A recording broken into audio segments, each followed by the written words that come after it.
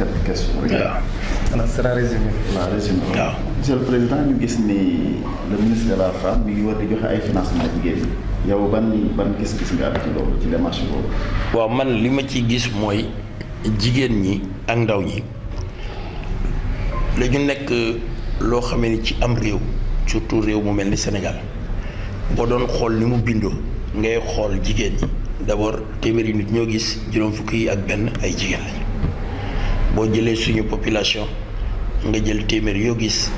juróom-ñaar fukki yi ay ndaw lañu kon nag su président demee réew mi koom-koomam di dox ba moom pour la première fois au Sénégal mu voté ci budget am jël fanweeri milliards jox ko la délégation à l'entrepreneuriat mooy xale yi nga xamante ne doon jàng ay métiers te amuñu ay jumtukaay yu ñu war a mën a liggéeyee mu ne dama leen di jàppale ñu nekk ci taax yi wala ñu nekk ci àll bi jël jigéen ñi tam def ministère boo xamee ni naka jekk ministère bi dafa daan def ay financement di jigéen parce que loolu inventé wuñu ko waaye nag li ci président dugal mooy bu leen ma xoolal jigéen ju bokk fii ak bu bokkul fii Sénégal ñun ñëpp ko bokk ba bu ngeen demee di joxe financement yi jaar leen ci gouverneur yi jaar leen ci préfet yi jaar leen ci sous préfet yi ñoom ñu yor ko parce que ñoom man lañ fa toogal te ku ma toogal askan bi yëpp ma toogal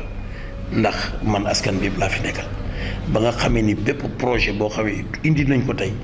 ñu war ko financer dinañ ko financer dama jàpp ni loolu lu baax la loolu nag ku liggéeyul sa réew ba koom-koom bi mën a yokk doo am foo ko jële parce que xaalis kenn du ko inventé bala nga koy mën a tibb di ko joxe day fekk nga liggéey ko ba mu nekk fi ndax bala nga naan naam da nga fii nekk loolu mooy li nga xamee moom la xalaat ci wàllu woowu moo tax maa ngi ci ñaax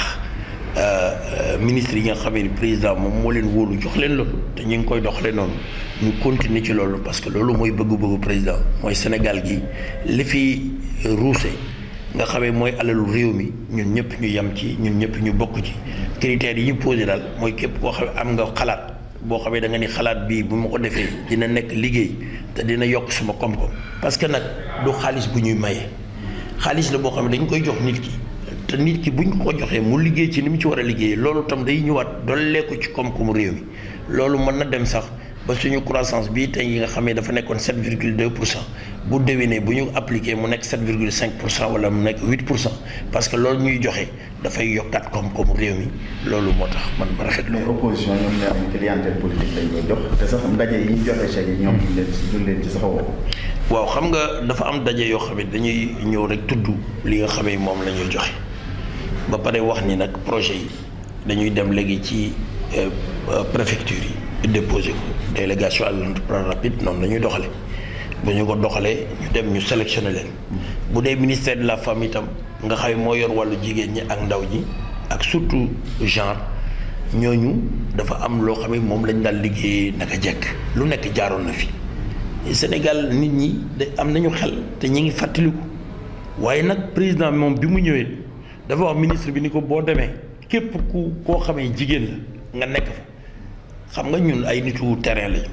am na jigéen ñoo xam ne tey jii dinañ ñëw teewoon te bokk ñoo man làng te bu ñu ñëwee ñu war leen jox financement dañ leen di jox loolu mooy li nga xam ne moo am solo opposition nag bu fekkee ni dafa toll foo xam ne ni moom laa tuddee opposition bi nga xam ne ñoom daal dañu naan dara new fi lu mën a xew. lu ñu teg ñu ne baaxul lu ñu teg rek ñu ne baaxul lu ñu wax ñu ne baaxul. nga xamee ni vraiment ay répondeur automatique lañu moom mooy minorité mécanique boobu muy wax loolu kay nañ ko inventé léegi daal fii Sénégal dañu am minorité mécanique boo xamee lu ñu wax rek ñu ne loolu baaxul loolu ak ñoo xamee non ñun suñu majorité déedéet non ñun suñu doon majorité mécanique kon du ñu indi ay amendement ci ay loi ñun dañuy seet loo xamee ni xam nañ lii moo gën a baax ñu wax ci ak gouvernement bi kay daf ñuy proposé ñu juboo ci dara lii juboowuñ ci ñu ne ko nañ ko defee nii ñun kay wax dëgg yàlla ñun li ñuy def mooy dañu def suñu liggéey léegi nag ñoom nag dañoo nekk ci minorité boo xam ne daal minorité mécanique laa ko tuddee mooy daal lu ñu wax nga ni baaxul lu ñu wax nga xarab ko te nag doo indi benn xalaat wala nga indi benn jumtukaay boo xam ne da nga naan lii laa koy remplacer te mel ni nag mais dañu fi nekk loon waa Sénégal gii bërki démb rek lañ fi gis benn nit boo xam ne dafa nekkoon di liggéey ci organisme international di ñibbi ñu jox ko alal def ko ci walisam mu nangu ko génne ko. am na fi wala loolu da nga defee ni Sénégalais yi fàtte nañ loolu mais loolu fàttewuñu ko waaye ñu ko doon def du ñu ngi fi ñooñu tey ñooy taxaw di wax naan lii baaxul nañ def li mais quand même il faut être sérieux nañu respectante waaye loolu moo gën. li ci des opposition bi ñuy dem conseil constitutionnel ne woon nañ dañuy dem rek waaye affaire bi muy mujj. waaw mais xam nga nag Sénégal itam constitution dafa am ñaari façon yu ñu koy laale benn bi référendum la mooy ñu laaj réew mi mooy li président defoon 2016 bu mu defee référendum ci 15 points yooyu tax li mu ci jublu woon yëpp nag mooy gën a jox àq citoyen mooy nitu Sénégal pour mu gën a am yelleef ci li nga xamee mooy xew ci réew mi waaw ku def lu mel noonu tey ñu ne dañu bëgg bala ngay dem élection présidentielle kat nga jaar ci benn tame boo xamee dalay natt ba xam yow comme yaa ngi wuti élection présidentielle ndax am nga sax benn % mooy téeméer bu nekk am nga ci benn boo xamee ni nee na dina la jox signature am rek pour nga mën a nekk candidat waaye wax dëgg yàlla loolu yomb na te loolu remettre en cause les fondements de notre république ñun suñu république bii république la nuñ fiy fale président mooy dañuy def élection premier tour boo amul majorité ngeen dem deuxième tour loolu mooy suñu forme républicaine bii waaye wote wuñu pour ku jiitu rek raw gàddu déedéet da ngay dem boo amul 50% plus une voix ñu dem deuxième tour ñi nga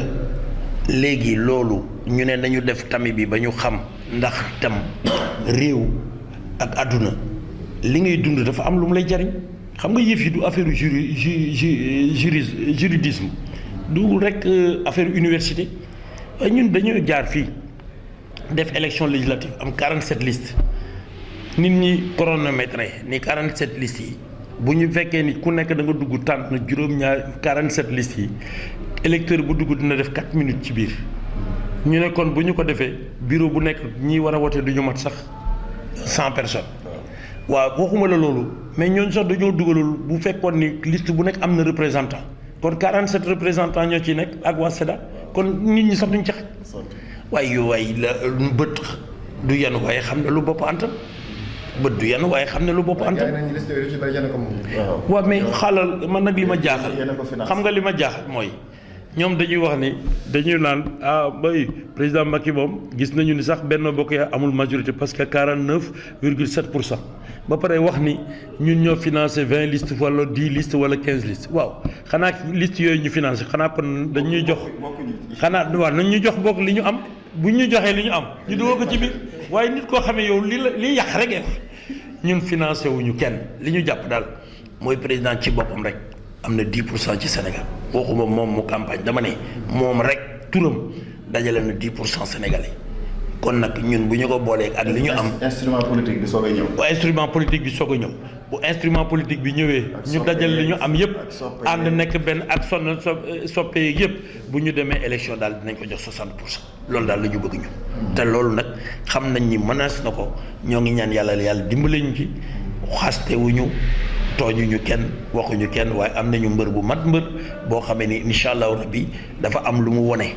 ci Sénégal am lu mu représenté ci Sénégal am itam nag ñu ko jàppale muy coalition Benno Bokk Yaakaar ñett yooyu nag suñ ko conjugué ànd liggéey nekk benn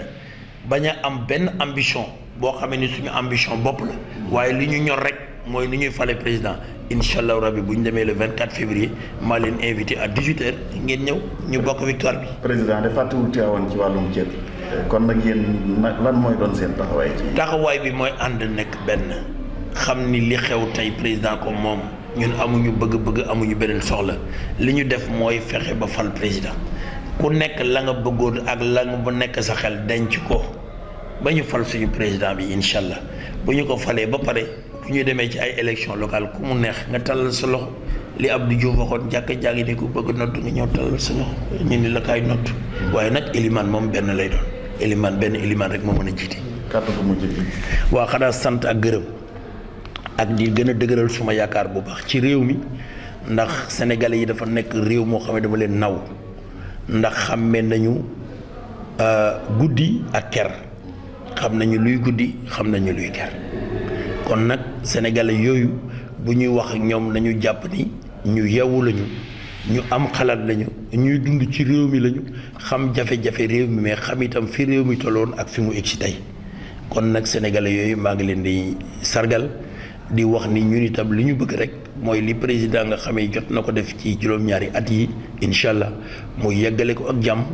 ba bu ñu demee élection présidentielle ñu falaat ko ndax moom kat dafa am plan bu leer boo xamee daf ko wax ci fanweeri at ak juróom te bëgg nañu bu Sénégal di yegg foofu incha allah mu nekk réew moo xamee ni képp ku fi juddoo képp ku fi nekk képp koo xamee da nga fi sos itam te nga ñëw dëkk Afrique wala nga dëkk Europe wala foo mën a dëkk ci àdduna boo ñëwee nga mën fi dund ci jàmm